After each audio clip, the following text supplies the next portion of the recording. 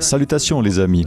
Au début de notre voyage dans le livre La tragédie des siècles, aussi appelé le Grand Espoir, au chapitre 1, nous trouvons le Christ au sommet du mont des Oliviers, regardant Jérusalem et son magnifique temple, et Jésus pleure de manière incontrôlable. Nous entendons ces paroles et nous les lisons dans Luc 19 au verset 42 à 44, alors qu'il s'adresse à la ville condamnée. Si seulement tu avais, toi aussi, reconnu aujourd'hui ce qui peut te donner la paix. Mais maintenant, cela est caché à tes yeux. Des jours viendront pour toi où tes ennemis t'entoureront d'ouvrages fortifiés, t'encercleront et te serreront de tous côtés. Ils te détruiront, toi et tes enfants au milieu de toi, et ils ne laisseront pas en toi pierre sur pierre, parce que tu n'as pas reconnu le moment où tu as été visité. Au moment où cette prophétie a été prononcée, il semblait tout à fait impossible qu'elle se réalise un jour. Les murs de la ville étaient hauts et bien fortifiés. Le temple offrait une vue spectaculaire, scintillant de blanc et d'or.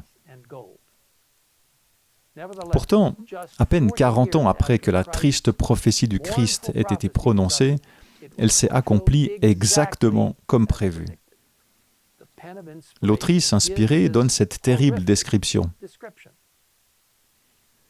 Spectacle terrifiant. Toute la crête de la colline qui dominait la ville flamboyait comme un volcan. Avec les fracas du tonnerre, les bâtiments, l'un après l'autre, s'effondraient dans un brasier dévorant. Les toits de cèdre ressemblaient à des nappes de flammes. Les pinacles dorés jetaient des reflets embrasés. Des tours s'élevaient des colonnes de fumée et de flammes dont la lueur éclairait les collines avoisinantes. Dans l'obscurité, des groupes d'assiégés en proie à une angoisse mortelle suivaient les progrès de l'incendie. Les cris des soldats romains et les hurlements des insurgés périssant dans les flammes se mêlaient au crépitement de l'incendie, et les échos de la montagne répercutaient les lamentations du peuple massé sur les hauteurs. Des gens rassemblaient ce qui leur restait de force pour faire entendre une dernière clameur d'angoisse et de désolation. De manière surprenante, cependant, aucun chrétien n'est mort dans cette destruction. Comment ont-ils pu s'échapper ? Voyez-vous, le Christ avait donné un avertissement à ses disciples, et tous ceux qui avaient cru à ses paroles avaient attendu le signe promis. Il a dit, « Lorsque vous verrez Jérusalem encerclée par des armées, sachez que sa destruction est proche. Alors, que ceux qui seront en Judée s'enfuient dans les montagnes,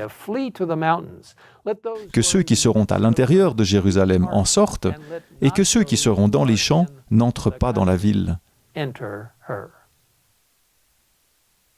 L'histoire nous apprend que les Romains, sous le commandement de Caius Cestius Gallus, ont encerclé la ville, puis soudainement, ils se sont retirés de manière inattendue. Ellen White écrit « Dieu, dans sa miséricorde, dirigeait les événements pour le bien de son peuple.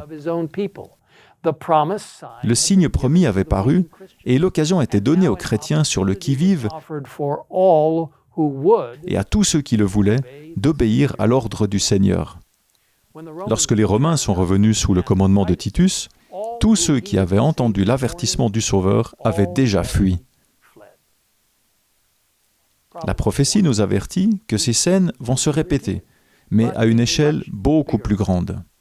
Nous lisons « La prophétie du Seigneur touchant Jérusalem doit avoir un autre accomplissement, dont ce néfaste événement n'est qu'une pâle image.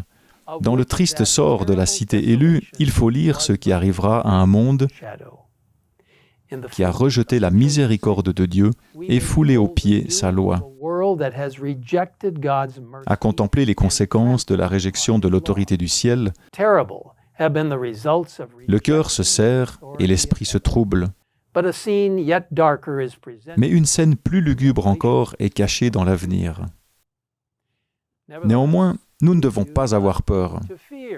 Tout comme Jésus a averti ses disciples de la destruction de Jérusalem, il a aussi averti le monde de sa destruction. Il nous a donné des signes de l'approche de ce grand jour, afin que tous ceux qui le veulent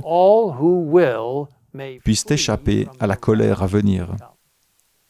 Comme le peuple de Dieu a été délivré de la destruction de Jérusalem, son peuple, ceux qui écoutent et obéissent à sa voix aujourd'hui, sera sauvé de la destruction à venir. Mes chers amis, voyez-vous les signes de son retour? Croyez-vous que la fin est proche? Êtes-vous prêts pour la tempête qui va bientôt frapper le monde avec une rage inlassable? Vous pouvez l'être. Vous pouvez être prêts. La Bible nous assure « Ayez confiance en l'Éternel, votre Dieu, et vous serez affermis. Ayez confiance en ses prophètes, et vous réussirez. » Une fois de plus, je vous encourage à vous procurer une copie de ce merveilleux ouvrage intitulé « La tragédie des siècles », disponible en téléchargement gratuit et en plusieurs langues sur le site greatcontroversyproject.org. Que le Seigneur vous bénisse et vous guide pendant que vous lisez ce livre dans la prière.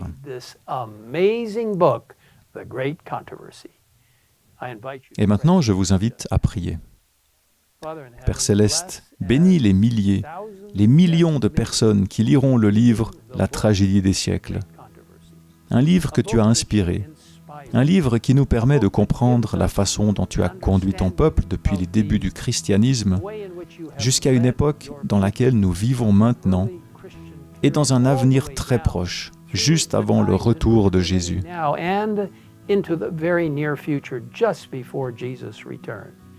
Seigneur, bénis les personnes qui liront ce livre et qui mettront en corrélation les événements avec les prophéties bibliques. Seigneur, aide-nous à comprendre que, quelle que soit la situation à laquelle nous sommes confrontés, par la grâce de Dieu, si nous mettons notre confiance en lui, il nous guidera. Il nous donnera un moyen d'échapper selon sa volonté.